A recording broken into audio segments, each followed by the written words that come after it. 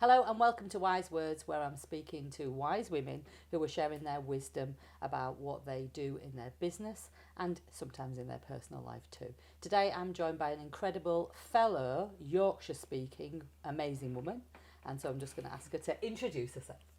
Hi, my name's Joanne and I help people with their health and well-being. Yeah. And I remember the first time that we met, Joanne, you were like, oh, there's no way I'm ever going to be on a stage. And I was like, oh, well, we might be able to help you with that. Have you got a message? And you said, yeah, I have got a message. So do you want to share a little bit about what you do to help people in their health and well-being? Yeah, so I have a clinic in Barnsley, and it's a cryotherapy clinic where I offer various treatments. So I started out offering cryotherapy, and then I went into massage and then sports massage, and a few different holistic treatments. Yeah.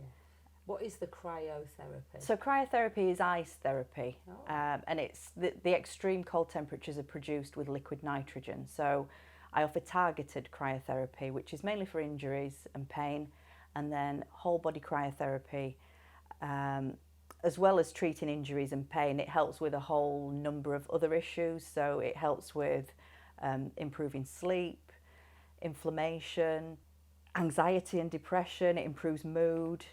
Wow. Improves immunity. It has a whole host of benefits, whole body benefits. Yeah. And you were saying to me the other day when we were just sort of chatting, you were saying that what happened was people were coming to this place, you know, for like kind of body ailments, and then a little bit like a hairdresser, they started to talk to you. What sort of things were they sharing with you? Yeah, well, I offer some women-specific treatments as well, and it's quite intimate. So you get talking, and I could kind of sense that a lot of these women were having other issues in their life, and they talked to me about some of the problems they were facing. So it kind of became apparent that there was some emotional trauma or some issues that they were trying to deal with but couldn't quite deal with on their own. Yeah. It's kind of like you can't take your own appendix out, so maybe they needed some help and support in that area. Yeah.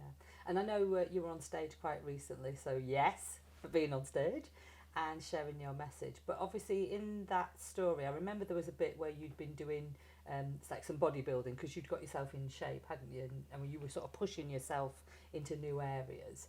And I think you said that one of the ladies, your friend, was in the audience, Yeah. and you just said you were just trying to push yourself through. Why were you trying to do that? Well, I'd always been really shy, really quiet, and I wanted to improve my confidence. I'd experienced some bad relationships, and I knew I had to change my life. And one of the first things I did was start my fitness journey, and then that led on to the bodybuilding. Yeah.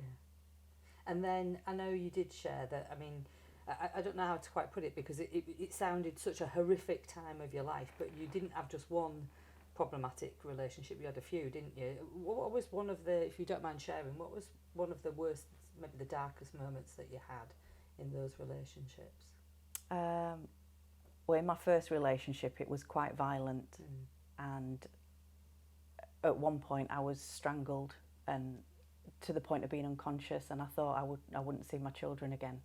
And I really didn't know how to escape from that because I tried to leave several times, but I was stalked, and it was only when he finally went to prison that I managed to kind of start afresh. But then I fell victim to a narcissist. Wow. Good choices. I know. Not. No. But narcissism is a big topic right now, isn't it? You know, you see it on social media quite a lot. Yeah. And so I guess one of the questions that people may have asked you, or they might question, you know, even if they're not sort of brave enough to ask the person who's been through it, is, well, why would you even stay in a relationship like that? I mean, you might be shy, but, you know, you look like you can look after yourself. What's it like being in a relationship with a narcissist? Well, when I met him, I didn't have any self-confidence. And he appeared to be this wonderful human being who was very charming, very strong, very good looking, and he pursued me. And I think now I know they call it love bombing. Yes. At the time, I didn't know what kind of relationship I was in. I knew it was very difficult, but I had no idea that it was an abusive relationship until it finished. And I tried, a lot of times to get out, but he threatened to kill himself, and it was just really difficult. I was just so confused. I didn't know what had gone wrong, from this charming man to this monster, really. But there were high points and there were really low points, but the low points, you know, outweighed the highs. Yeah. So I knew I had to leave. Yeah. So somehow. you went on a journey, didn't you, of like Yeah. self-discovery, self-empowerment, and now, of course, you're helping other women to overcome adversity in their relationships, in their lives. And how do you do that? You'd create. Yeah. So I created the Best Version of You blueprint. That's the name of it, and it's basically the journey that I went through myself.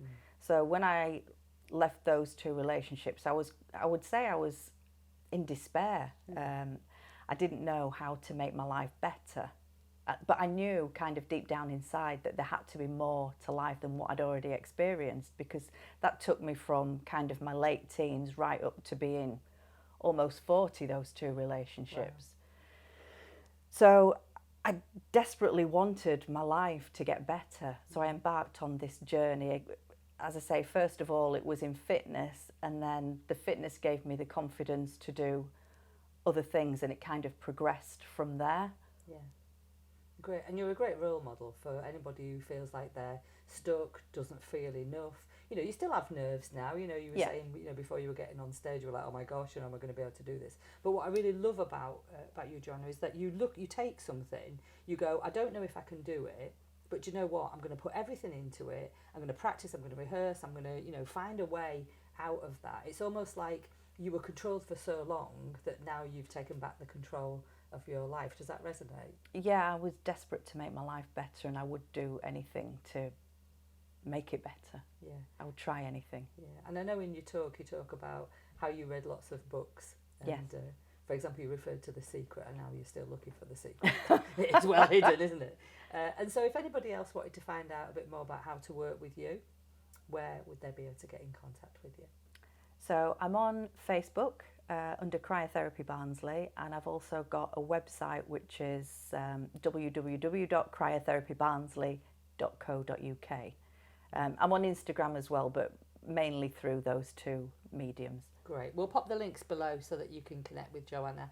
And I just want to say, Joanna, just thank you for being so incredible, for being inspiring and amazing, breaking through those barriers. You know, even when you were like in the real depths of despair, and like you said, you didn't even know whether or not you were going to live or die, for breaking through that, coming back stronger, and actually becoming the person that you were born to be. So thank you so much for sharing your story, your journey, and obviously helping more people to get out of that situation. Thank you. Thank you so much for listening. If you'd like to find out more about Joanna, as I say, we'll pop the links below. And if you'd like to see her talk, then we'll put the link in there so you can find out a little bit more about some funny sides of her life as well as some of the serious ones. We'll see you soon. Remember to stand up and keep speaking out.